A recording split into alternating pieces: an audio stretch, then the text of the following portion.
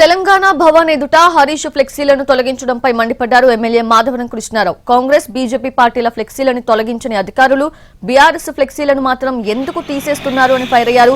తెలంగాణ రాష్ట్ర సాధన కోసం ఉద్యమం చేసిన నాయకుడు హరీష్ అన్న ఆయన అలాంటి వ్యక్తి పుట్టినరోజుకి ఫ్లెక్సీలు ఏర్పాటు చేస్తే తొలగిస్తారా అంటూ ఆగ్రహం వ్యక్తం చేశారు.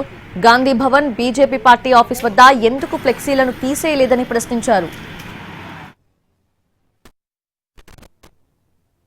తెలంగాణ గురించి ఎంతో పోరాడినటువంటి వ్యక్తి, గొప్ప వ్యక్తి. అసలు వ్యక్తి బర్త్డే అభిమానులు బ్యానర్ కట్టుకుంటే ఇలా మొత్తం భవన్ కాండే కానీ హైదరాబాద్ నగర్లో ఉన్నటువంటి అభిమానులు కట్టినటువంటి బ్యానర్లను మరి ఈ రకంగా తీయడం అని హైడ్రా కమిషనర్ ఆలోచన చేసుకోవాలి.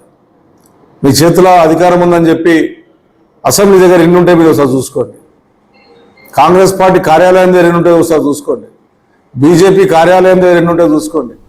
మీరు చోటపై బడాబాయి ఏమో ఉంటాయి, మా ఏమో తీయడం అనేది ప్రజాస్వామ్యంలో మంచిది కాదు.